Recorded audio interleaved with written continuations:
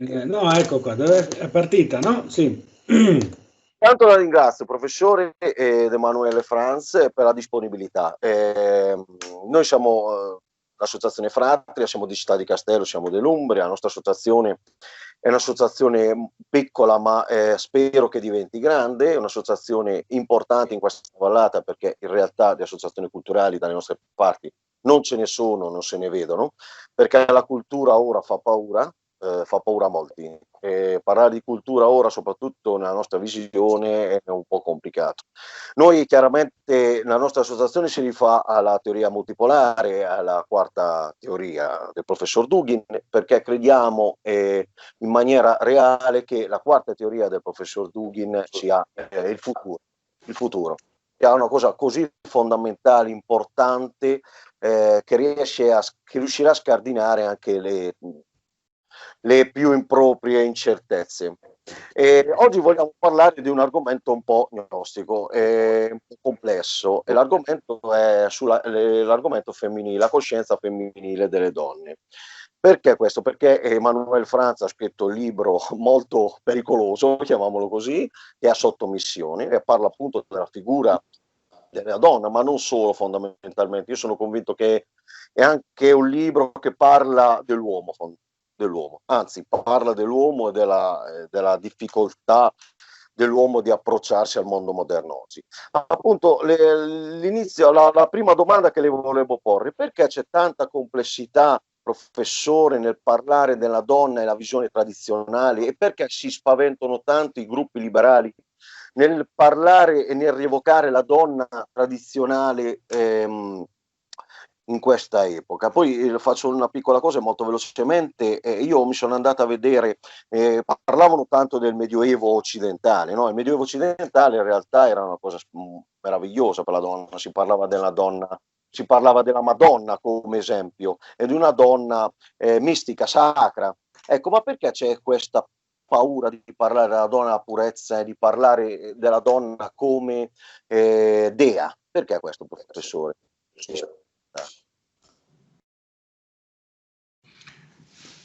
Credo che il problema è molto complesso, molto complesso. Possiamo dire che nella visione di Noah Machia, questa teoria ho sviluppato io, ci sono tre logoi. Il logos di Apollo, il logos di Dionigio e il logos di Cibele.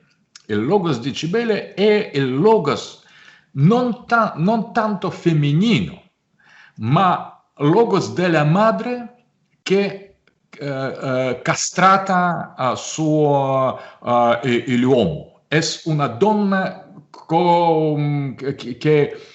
che priva l'uomo della sua virilità, della sua essenza, della sua funzione, sua menzione, sua natura. È una forma di Cibele. Molti miti parlano sobre la grande dea che fa nascere suo figlio, trasforma il figlio nell'amante, nel suo amante, e dopo di questo distrugge, castrata, e devirilizza, e dopo di questo uccide. Questo è il simbolismo che non include la figura di donna generale, perché esistono altre figure della donna, la donna virgine, la donna amante, la donna sottomessa all'uomo, o la donna amica di uomo, anche piccola donna, la figlia. Ci sono archetipi diversi. Tra questi archetipi femminili c'è una figura di grande madre che sempre sta connettata, vincolata con castrazione, con un fatto di castrare un uomo. E questo è una forma della filosofia, questo archetipo, questa figura mitologica molto antica, molto molto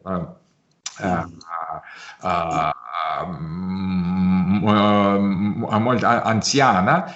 Questa figura è rappresentante, secondo me, secondo Nomache, di una grande filosofia o grande metafisica che è precisamente il materialismo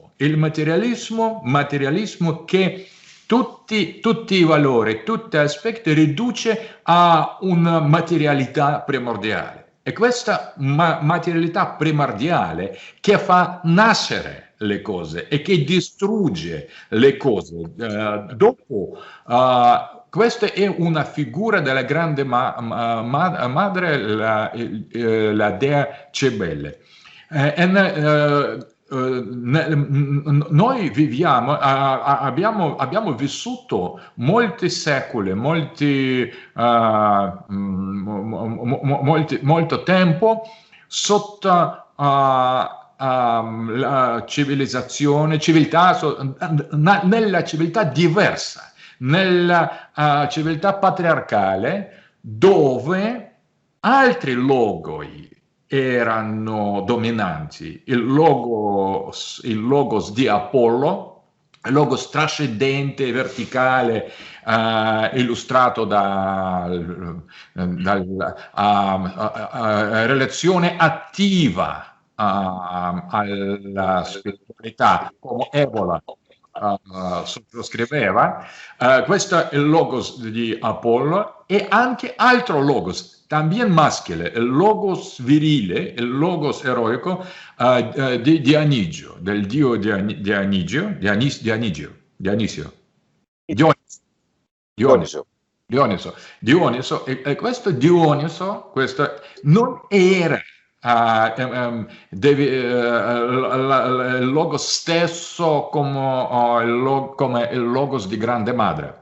Questo è molto importante, perché secondo Nietzsche, secondo la tradizione accettata e sviluppata nell'Occidente negli ultimi 100 anni, c'è un dualismo, Apollo contro Dioniso, ma ho trovato che esisteva sempre tre logoi, non due, tre figure radicali per descrivere tre ideologie filosofiche: trascendente Apollinia, immanente del Dioniso e immanente materialista di Cibele. Questo femminismo o questa differenza è molto importante, differenza tra l'immanentismo dionisiaco e l'immanentismo materialista cibelico. Questo è chiave. Quando noi pensiamo nel contesto di solo due, Apollo contro Dioniso, è necessario di includere tutto cibelico nel contesto di Dioniso. E questo è errore che disfigura, perverte tutta la situazione. Per questo questa identificazione del logos cibelico credo che cambia tutto, perché possiamo ridurre a questi tre logoi tre forme della filosofia, platonismo o Parmenide ontologico e chiaramente il logos di Apollo. Aristotele, fenomenologia, Brentano, Husserl, Heidegger, sono Nietzsche también, anche Nietzsche o per esempio Dilthey, sono i rappresentanti di questa forma del pensamento, del pensiero dionisiaco, immanente della vita, ma non trascendente, e non materialista. E terza ideologia materialista di Democrito, atomismo, la visione materialista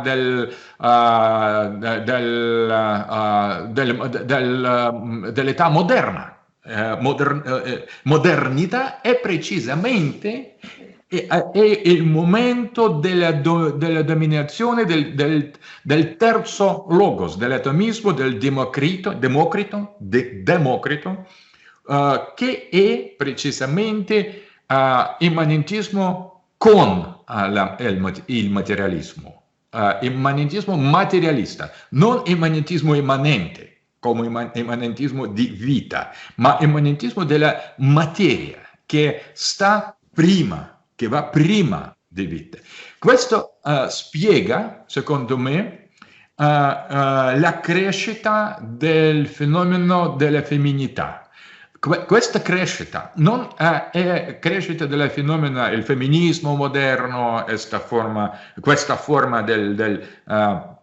dell'ossessione dell'egualitarismo tra i sessi, ma questo significa arrivo non della donna, perché c'è una donna nel contesto trascendente, la dama, la Madonna, la visione medievale della donna come entità celeste, come Beatrice di Dante. Questo è puramente visione platonico o apollineo. C'è una donna che la donna amante, la donna dionisiaca, bacchante, ma questa donna è molto diversa di prima, ma anche della terza donna. Cibele, il tipo cibelico, la grande madre è terza donna, è la donna che è castrata uomo, la donna è la materia che distrugge la verticalità trascendente radicalmente, che distrugge e uccide uomo. E precisamente questa donna è il tipo cibelico della donna. Per questo il femminismo non è il fenomeno integro. In femminismo possiamo anche individuare tutte e tre forme. La forma della donna idealista, la donna come dea, la donna bacchica, la donna dionisiaca e la donna cibelica. Secondo me, modernità e postmodernità è la crescita dell'importanza del logos di Cibele. E Cibele è precisamente il nome del mitologico o archetipico della modernità, del materialismo, della nostra civiltà. E per questo precisamente il femminismo attuale non è femminismo delle donne, è il femminismo di una terza donna, da una parte della natura femminile, e precisamente questa è sommettazione dell'uomo, perché questa sommettazione e costrazione è precisamente la funzione essenziale e più importante della donna castratrice. La donna che castrata uomo è precisamente questo, è Cibele del mito, del vecchio mito di Anatole.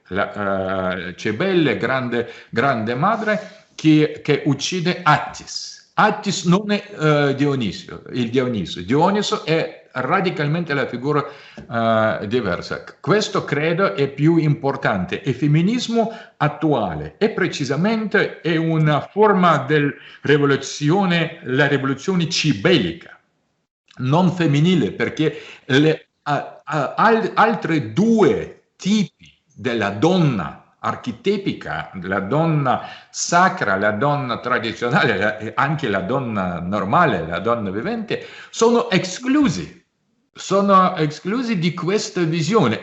Questo femminismo uccide non solo uomo, ma anche altri tipi della donna. È una forma della cultura del cancellamento. Tutto che non è cibelico deve essere cancellato, precisamente. Questo è un arrivo del cibele che nella visione cristiana coincide con la fama Carlotta, la donna rossa di Apocalisse. Sì. Perfetto, dunque con questo mi ricollego anche al libro che ha scritto Emanuele Franze, prego anzi di farlo vedere il libro, Sottomissione, bene o male si ricollega in maniera straordinaria perché si parla di una sottomissione. Noi i nostri mass media fanno vedere che gli uomini praticamente costringono le donne a fare di tutto, insomma, no? È la colpa dell'uomo, c'è una visione completamente differente, forse questo, come diceva il professor Dughi, neanche colpa di una certa visione delle cose. Invece in realtà nel tuo libro Sottomissione hai messo in discussione tutto, partendo da ricerche molto importanti storiche, da ricerche del mito, e anche tu hai parlato mi sembra di Cibele, hai parlato di tutto questo, ma non pensi e non credi che questo libro abbia potuto creare problemi a chi poi ha ascoltato le tue visioni del mondo in questo libro, Emanuele?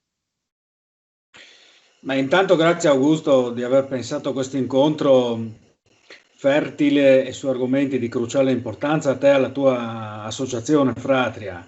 Grazie a Dugin, che rivedo con piacere e che reputo un punto di riferimento per tutta la filosofia oggi che si è ridotta diciamo appunto a materialismo. Già il fatto di riproporre i nomi degli dei, il modo di pensare trascendentale, bisogna tornare indietro di secoli per trovare un tipo proprio di approccio come questo, per cui grazie per quello che fai e per questo confronto. La visione appunto del tempo triplice di cui parlava Dugin poco fa è una visione organica che sicuramente una visione organica è la risposta. Perché un organismo è vivo, mentre un sistema meccanico è morto. Quindi mi ha fatto anche ricordare questa triplicità delle tre fasi lunari, la triplicità poi dell'aspetto femminile.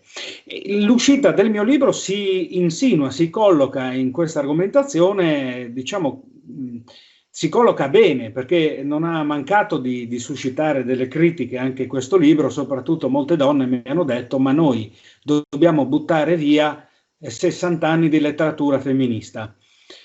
E sono delle polemiche, insomma, svolte a screditare l'argomento. Il titolo è provocatorio, Sottomissione, perché oggi c'è questo culto, come accennava Dugin, a questo egualitarismo che si traduce anche con parità. Quando due cose sono paritarie si eguagliano. Io ho fatto una ricerca di mesi e mesi, andando proprio a leggere dai miti indiani i testi dello shivaismo kashmiro del IX secolo, ad esempio, oppure la letteratura cavalleresca del cosiddetto amor lontano, di questa sublimazione della donna che c'è e non c'è, che sfugge, che si colloca in modo molto affine a quel tantrismo che voleva rettificare il desiderio erotico in una donna che c'era e non c'era.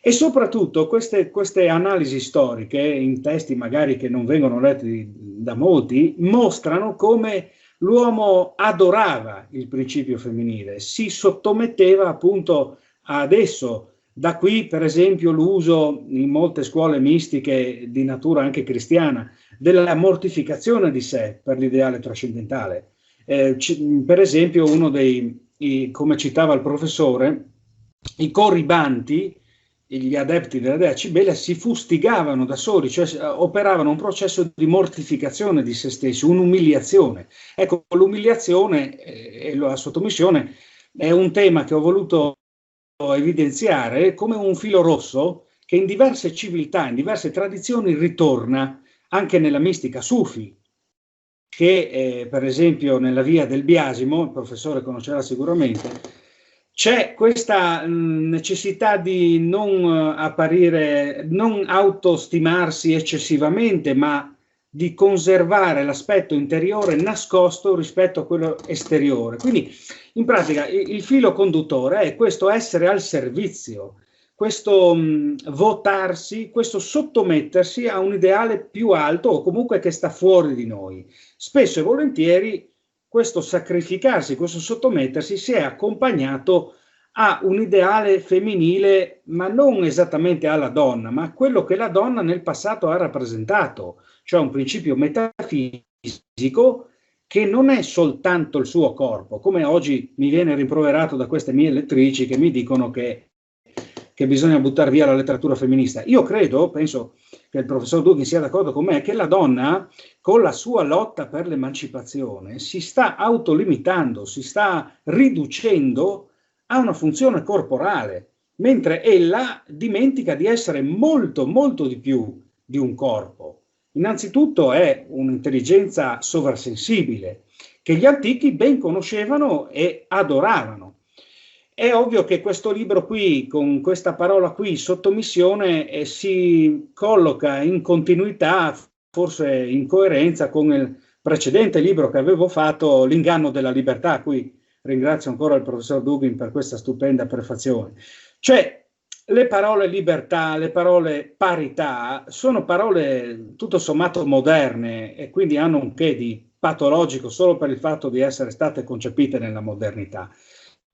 Così come nella servitù c'è qualcosa di positivo, nel prestare servizio a qualcosa che reputiamo fuori di noi, così c'è qualcosa di positivo nella parola sottomissione, perché sottomesso vuol dire soltanto una missione che sta sotto. Noi, la nostra testa, il nostro pensiero è sorretto dalle nostre gambe. Non è che dobbiamo prendere le gambe e buttarle via, e se sono al nostro servizio. Di conseguenza, anche la parità dei sessi snatura la componente simbolica e metafisica sia dell'uomo sia della donna, perché non è solo uno snaturamento di uno dei lati, come si citava, ma l'essere al servizio reciproco significa uscire da sé per porsi fuori di sé. Penso che sia un porsi oltre, no? È chiaro che si pone in totale contrasto con una modernità che vuole la donna snaturata del suo ruolo, ridotta a un corpo, e tuttavia appunto io mostro in questa indagine storica come perlomeno per millenni c'era altro, e invito diciamo alla conoscenza di questo altro per chi può comprenderla. È chiaro, non è una battaglia facile. Il professor Dugin recentemente è stato vittima di pesanti censure per il suo pensiero, e anche a me, ci ricordiamo bene il convegno Identitas dell'anno scorso, quante ostruzioni hanno voluto fare. Anche questo libro, qualche critica non ha mancato di suscitarla, ma questo non è un motivo per venire meno alla perseveranza verso quello che noi riteniamo lucente, giusto e vero. Grazie Emanuele, credo che forse la società d'oggi si confonde la parola libertà con appunto con liberalismo, cioè questa setta di pochi nei confronti del popolo, e purtroppo il popolo avrebbe bisogno di una vera libertà di principio, di espressione reale. Se uno sposa certe teorie non è giusto che subisca delle imposizioni, oppure come il professor Dugin che subisca addirittura delle censure. Professor Dugin, guardi, io leggendo il soggetto radicale ho trovato una cosa che poi fondamentalmente credo che sia in continuità con quello che diciamo. Stavo leggendo oggi per cercare anche, ho riletto un pezzo che mi è interessato moltissimo, che credo che sia una parte fondante, che è il post-uomo. quando lei scrive del post-uomo. Quando scrive del post-uomo, lei scrive: il post-uomo è fondamentalmente individuale, etimologicamente diviso, può ricomporre in modo arbitrario la propria identità da un punto di vista psicologico, fisiologico, cambiando caratteri, idee, organi e sesso.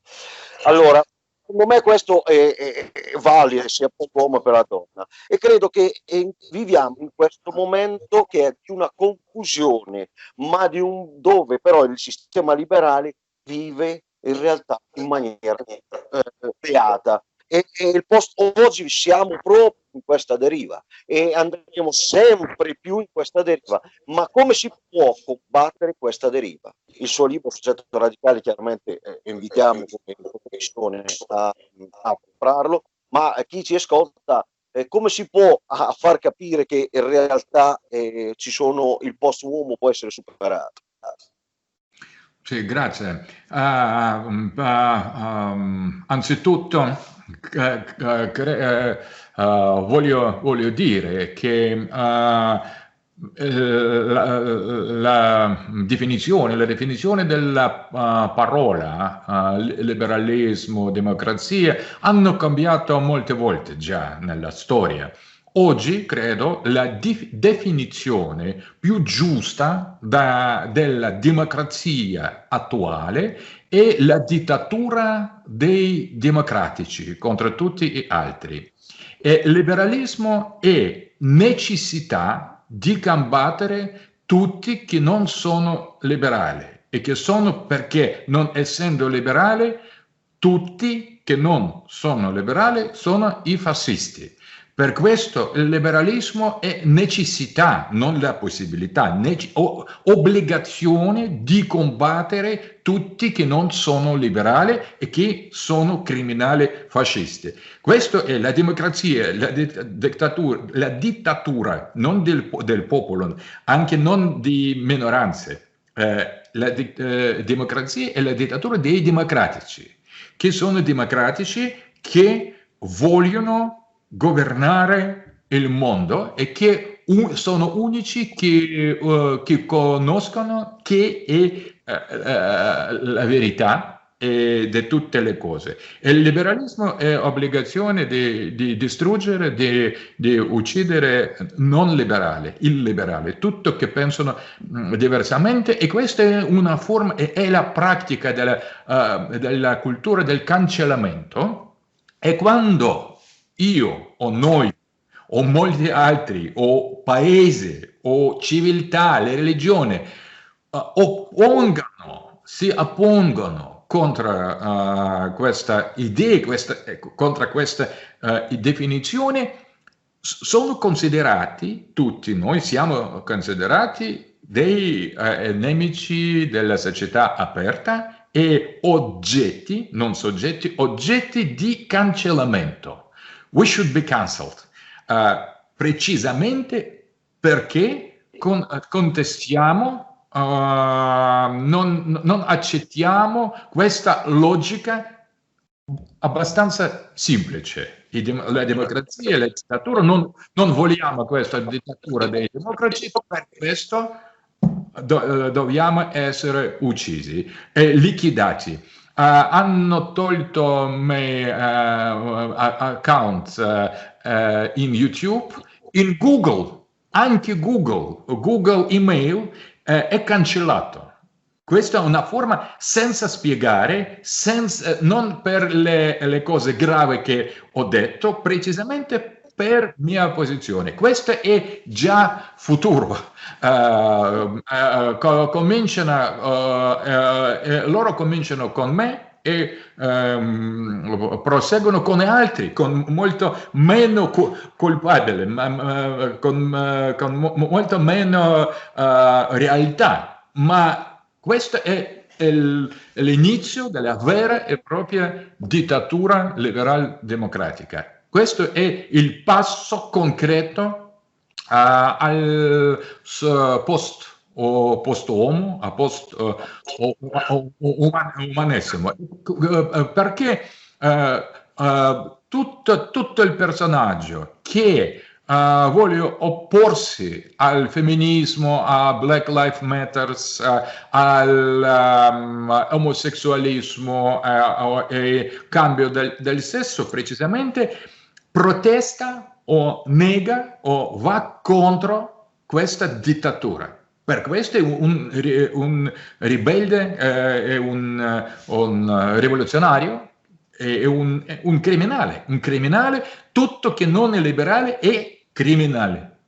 Voi potete essere liberali di sinistra, liberali di destra, ma non sono liberi di essere non liberali. Questa è una logica che già in Karl Popper incontriamo alla società aperta e i suoi nemici. La società aperta non può, dice Popper, accettare i nemici delle società aperte perché sono criminali e quando sì saranno vivi distruggeranno nel futuro tutta la libertà. Questa è la logica radicalmente totalitaria, razzista che è propria alla liberal democrazia.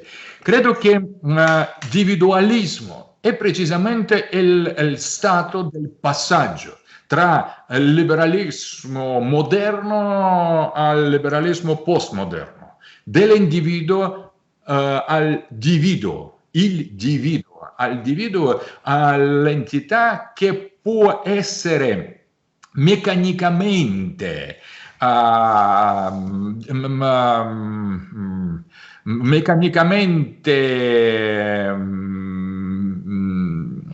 separata e dopo di questo posto di nuovo un meccanismo. È propriamente possibile per meccanismo e non per organismo. Questa metafora è molto importante. Se nella modernità passiamo al femminismo, al sesso, se nella modernità le relazioni più importanti erano tra uomo e la donna, il problema era uomo e donna o donna e uomo. Questa era una formulazione, la formula della relazione tra i sessi. Oggi il problema è diverso. La donna è la macchina o le donne e le macchine. Questo è riformulazione del problema, del più grande problema del sesso. Per questo non c'è più uomo come verticalità, come disparità, uomo come la differenza. Precisamente questa differenza deve essere distrutta, ma con distruzione della differenza tra la donna e l'uomo. I femministi, le femministe insistono precisamente su liquidazione di questa disparità tra uomo e la donna. Con questa distruzione finisce il sesso stesso. Perché non c'è la donna senza uomo, non possiamo immaginare uomo senza donna, sono vincolati teoricamente, logicamente, sono due forme che sono assolutamente necessarie per definizioni reciproche. E sono ambedue, il sesso è una parte e ha ragione solo con altra nella relazione all'altra parte. Per questo l'idea del distruggere tutta la disparità o insistere sulla parità radicale e assoluta è precisamente invito a distruggere il sesso stesso, è uomo umano. Donna Haraway, una autore femminista, Donna Haraway, nel suo manifesto di Cyborg, da Cyborg, ha compreso bene questo, dicendo che noi non possiamo liberare la donna senza distruggere la donna come la parte dell'umanità.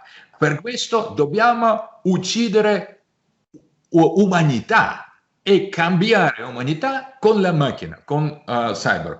La unica possibilità di arrivare alla parità reale, vera, non immaginabile, non è dare alla donna gli stessi diritti come agli uomini, ma distruggere tutta la disparità ambedue i sessi. Non solo maschi e uomini, ma uomini e le donne devono essere distrutti. E questo precisamente, questo è il passaggio dall'umano al postumano, dall'individualismo sessualizzato al individualismo asessualizzato. E questo di cambiare il sesso e precisamente mostra l'indifferenza e l'assenza del sesso, del tutto sesso, perché quando la scelta della religione è radicalmente libera, la religione perde il suo senso quando la religione dipende radicalmente da nostra decisione, non è sacra, è una forma di convenzione. Lo stesso con nazionalità, lo stesso con lo Stato e oggi ultimo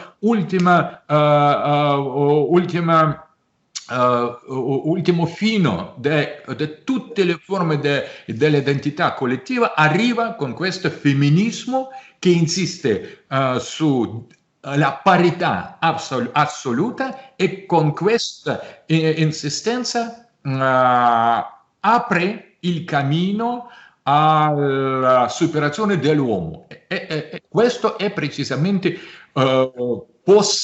post-sesso, post-umanità, post-sessuale e meccanica. Questo coincide con l'arrivo dell'intelligenza artificiale.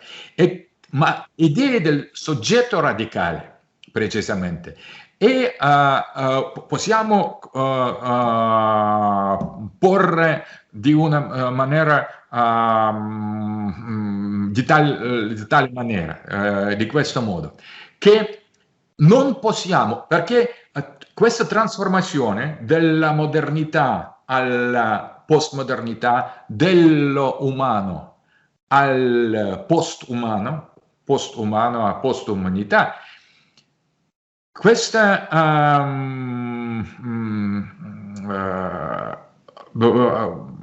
si tratta con questo passaggio dell'aspetto superficiale, esteriore della cultura, ma abbastanza profondo per il cambio come ideologia, come la cultura dominante, come la religione e come la metafisica. Quando cambia la società, quando cambia civiltà, cambia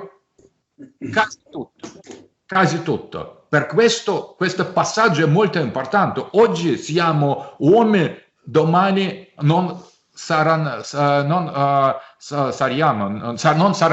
più uomini, come era il passaggio dell'età medioevo al capitalismo, dal capitalismo al comunismo al fascismo. Questo è il cambio abbastanza radicale, è il cambio profondo della natura che sta sotto influenza dominante della cultura. E in questo senso il cambio dell'uomo il post-uomo è reale, è radicale, è naturalmente organica, è ontologica. Non è solo moda o l'aspetto del gioco, non è gioco, è il cambio irreversibile e radicale, ontologico. ma in questo cambio partecipa la grande parte, la parte maggiore del nostro essere, ma non tutto. Non tutto.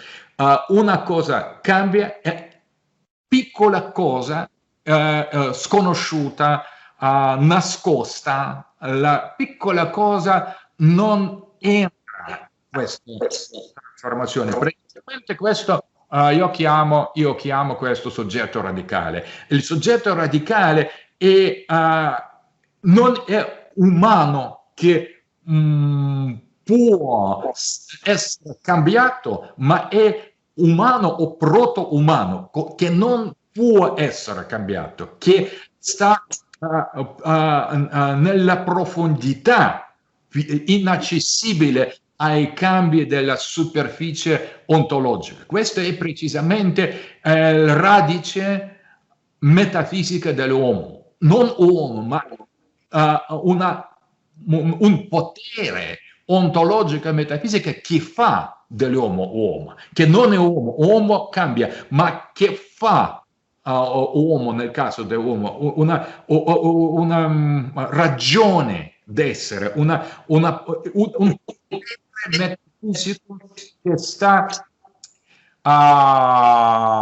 dietro di noi, che non possiamo vedere. Il soggetto radicale è la cosa più nascosta nelle costruzioni, è uomo apafatico, uomo sconosciuto, uomo trascendente, uomo assente, ma solo nel momento di questo passaggio radicale dall'uomo al post-uomo appaia il soggetto radicale, e in tutte le altre situazioni attua o agisce dietro certe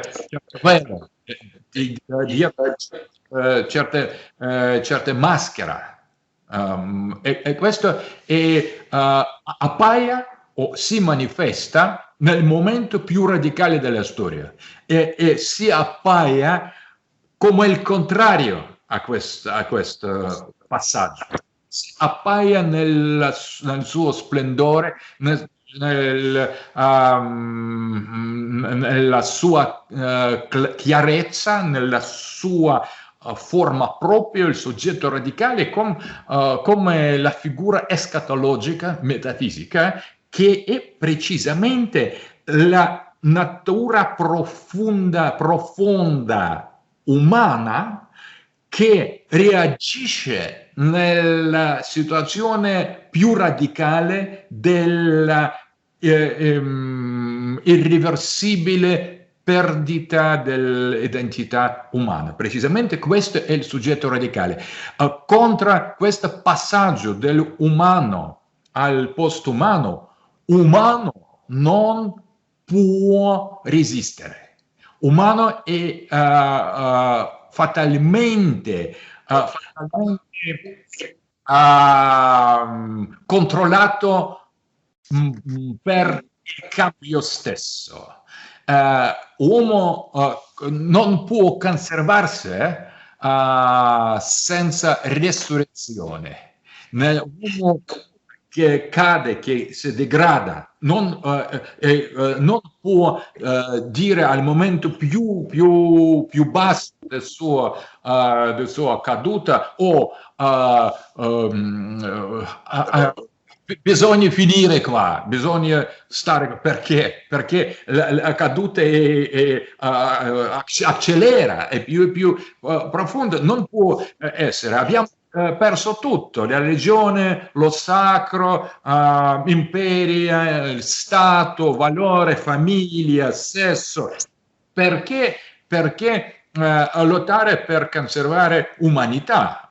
E ci sono la gente come Soros, come Bill Gates, come Elon Musk, i democratici apertamente dichiarano che bisogna passare alla fase post-umana della civiltà. E questo uomo non può resistere, perché uomo è parte di questo processo della degradazione caduta culturale. E per salvarsi, per non lasciare, per cambiare la logica del tempo, la logica della storia, bisogna fare appello al soggetto radicale che si appaia precisamente in questo momento centrale della storia umana.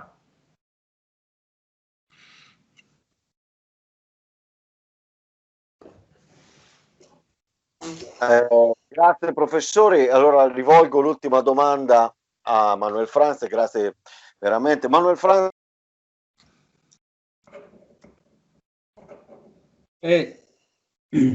Non ti sento, Augusto, sei sparito? Oltre sottomissione, oltre sottomissione hai l'inganno della libertà. Tu pensi che momentaneamente dove si trova l'inganno della libertà oggi? È una domanda complessa, ma al tempo stesso importante. Dov'è l'inganno della libertà oggi? Dove veniamo ingannati da questo concetto? Da questo concetto, sì. Dio, no, noi abbiamo delle offerte plurali e crediamo che la nostra libertà consista nel scegliere una di queste opzioni. Ecco. Secondo me, scavando invece a fondo nelle intenzioni, le intenzioni per le quali facciamo qualcosa, e la pluralità, la maggior parte degli ci sono le intenzioni molto più profane di quanto si fare meglio, vuole arricchirsi, vuole sopraffare. Quindi diciamo che lui ha già fatto, quest'uomo a monte, una scelta, quella di essere al servizio solo di se stesso, solo dell'autocompiacimento e solo di questa parvenza egoica, ma in quel caso lì non è l'uomo che sta scegliendo, è un'entità che si sta nutrendo di lui, perché quest'uomo alimenta altre entità.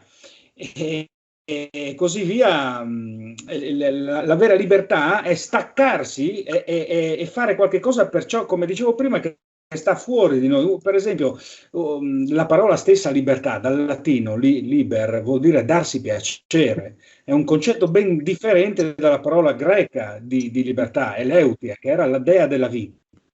La vita ilizia, anche chiamata così, la dea, è dare, perché la vita è il parto, è separarsi e dare. Quindi che cosa è la nostra libertà? Guardiamo gli uomini che veramente hanno cambiato la storia, che sono 4, 5, 6, 12 persone al secolo in tutti i campi. Queste hanno avuto il dono del sacrificio, sacre fecere, cioè il darsi, come diceva anche D'Annunzio, insomma, noi abbiamo quello che abbiamo donato. Per cui questa libertà è una finta libertà, soprattutto una libertà di stampo occidentale, che viene eguagliata a ciò che noi possiamo, non ciò al quale noi possiamo sottrarci.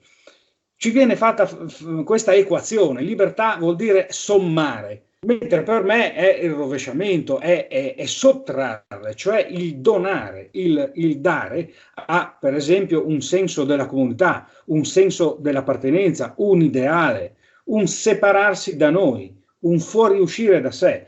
E in questo senso io mi chiedo chi veramente ha conosciuto questa parola altissima che è la libertà. Forse proprio una manciata di uomini al secolo. No. Credo che siano molto pochi, tranne forse una persona che l'ha conosciuta probabilmente Gesù Cristo che ha liberato tutti noi. Le faccio l'ultima domanda, professore, poi la lascio e vi lascio perché avrete impegni e esula un po' del contesto. Ma cosa succederà nell'autunno, professore?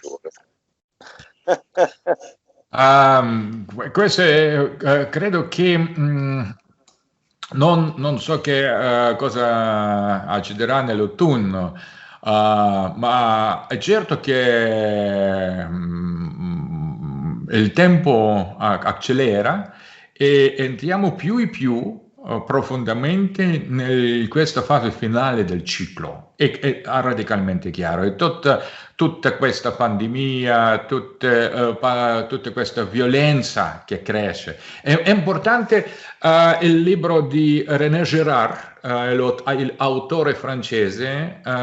Considero questo autore molto importante sobre lo sacro e sacralità e violenza. E dice Gérard Lee nel suo libro, René Girard, Sacralità e violenza, che la peste arriva sempre con la crescita della violenza, con la guerra. E questo vediamo chiaramente con gli Stati Uniti, quando dopo questa epidemia è arrivata la guerra civile. Credo che l'epidemia del coronavirus è precisamente la fuga dell'arma biologica degli americani, e per questo virus è molto serio. Non condivido con molti miei amici l'idea che il virus non esiste, che i globalisti, i mondialisti utilizzano queste idee per fare più la società, porre la società più sotto controllo. Non credo in questo, perché siamo sotto controllo radicale. I globalisti non hanno bisogno di certi virus per insistere sopra il controllo su noi. Questo è già arrivato. Nostro pensiero sta dietro un poco, non coincide con la realtà. Siamo controllati radicalmente, e più che noi pensiamo. Per questo credo che il virus era il virus dell'arma biologica elaborata dagli americani e ha sfuggito, non per con ragione. Oggi è una forma, un accidente di questo momento, però il virus è molto pericoloso. Credo che molti miei amici hanno passato per questa malattia e era molto duro, molto terribile. Era terribile per molti miei amici. Questo è differente, dipende dalla gente, ma molti dei miei amici hanno sofferto molte per questo virus, e alcuni sono morti, e questo è serio, e non conosciamo le conseguenze. È più pericolosa, ancora più, che non conosciamo che seguirà dopo, perché si tratta di un'arma biologica. Per questo credo che è possibile seconda wave, ondata. Seconda onda di virus, questa autunno. Credo che necessariamente saranno i cambi nella politica, la crescita della violenza, la distruzione delle forme economiche, e queste oggi non sentiamo tuttavia la profondità del collasso del sistema economico.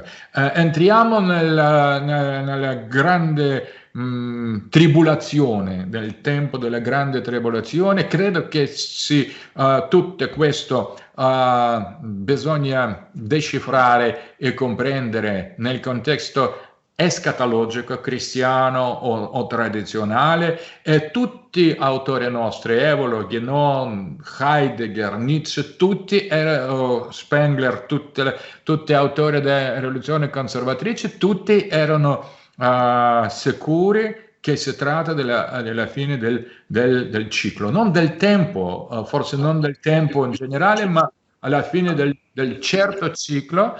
E questo è interessante, che il problema della libertà, quando libertà apertamente diventa schiavitù, e questo è dittatura totalitaria, questo cambio è anche il simbolo della fine del tempo che avvicina, perché oggi questo rovesciamento dei poli è chiaro. I liberali non erano sempre non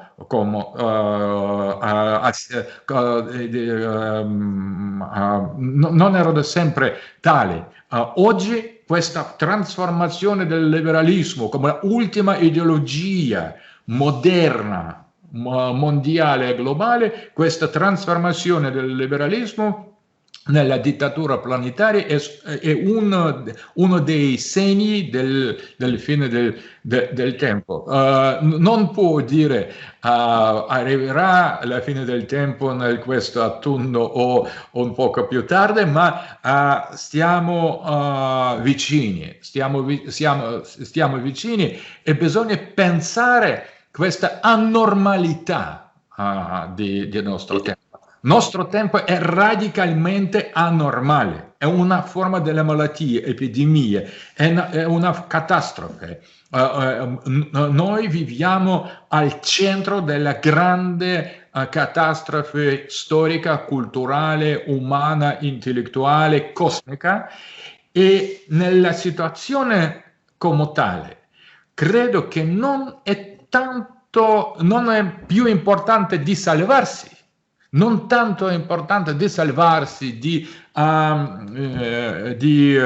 finire, di intentare di ridurre questa catastrofe, ma comprendere, non salvarsi, ma comprendere chi siamo, dove stiamo, perché è arrivato che arriva. E questa è una forma questo è il desafio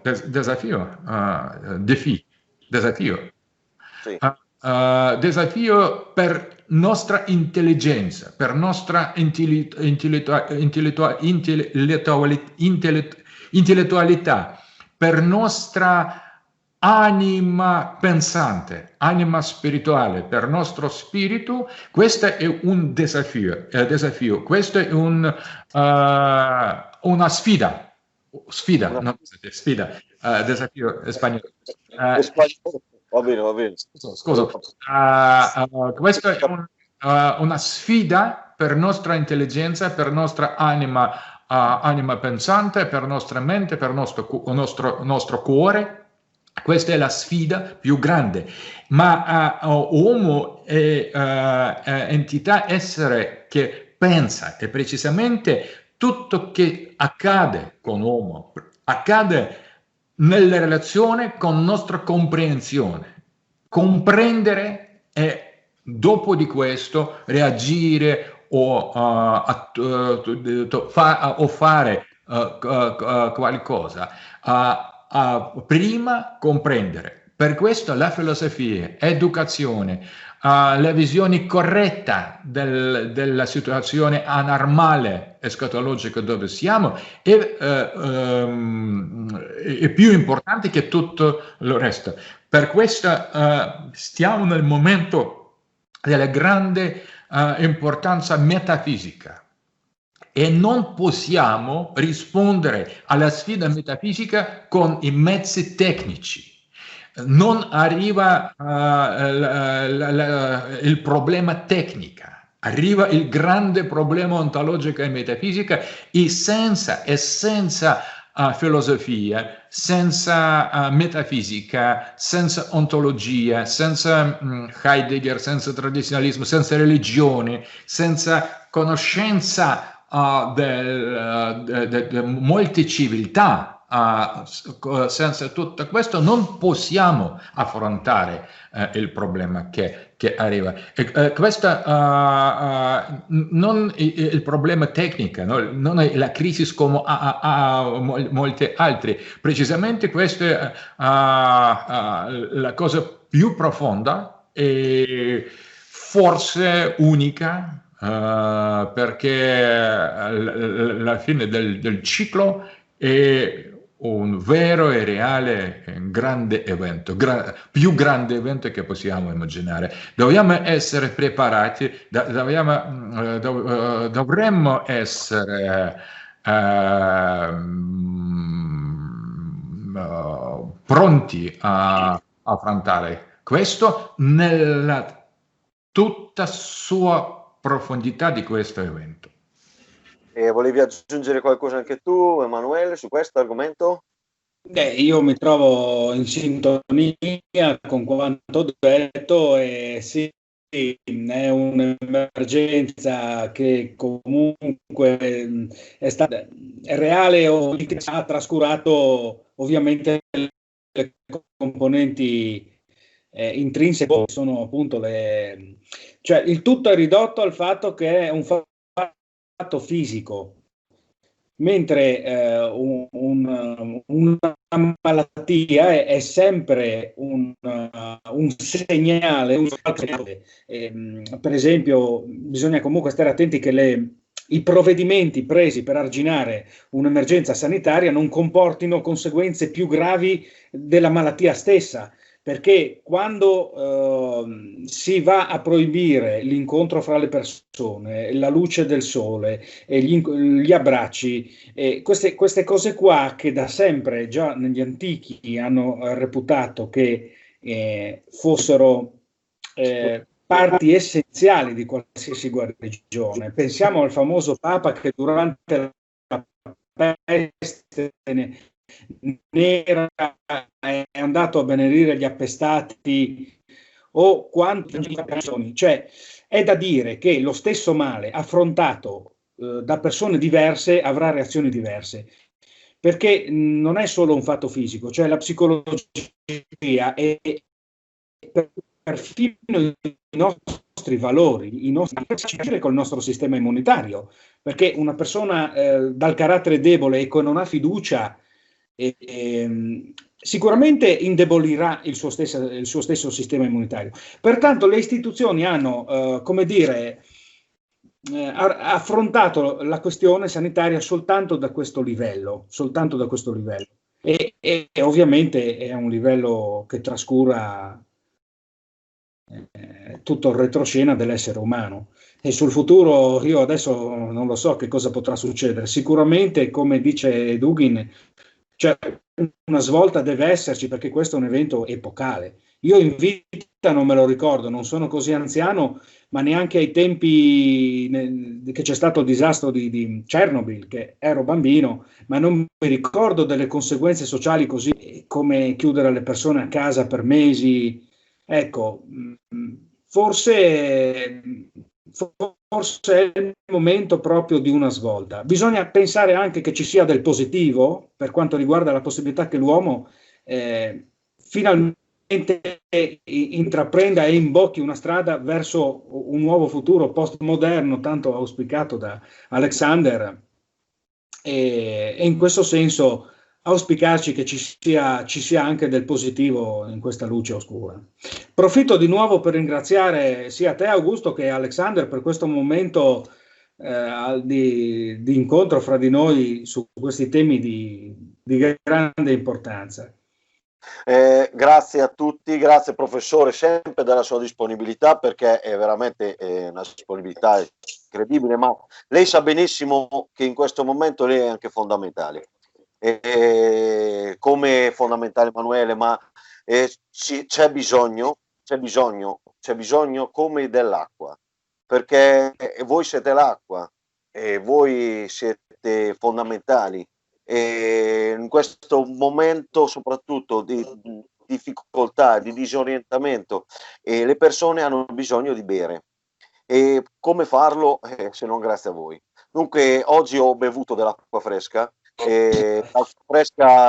l'acqua fresca è libertà, è la libertà reale, è il combattimento, è la resistenza, è gruppi che si ispirano a qualcosa di alto, parlare di metafisica è un concetto così poco, quando le parlava di metafisica o quando anche Emanuele parlava di psiche, e sono cose talmente straordinarie che l'uomo ha bisogno di sentirsele dire. E dunque per questo vi ringrazio e mi auguro, professore, di rincontrarla, mi auguro, ripeto sempre, di rincontrarla qua in Italia e per cercare di andare avanti. E te, Emanuele, insomma, ci rivediamo e ci risentiamo. Dunque, grazie a tutti e professore, mi raccomando, combatta, perché ci siamo noi, non si preoccupi. Grazie, Emanuele. Grazie. Buona giornata. Arrivederci. Arrivederci. Ciao. Arrivederci. Ciao.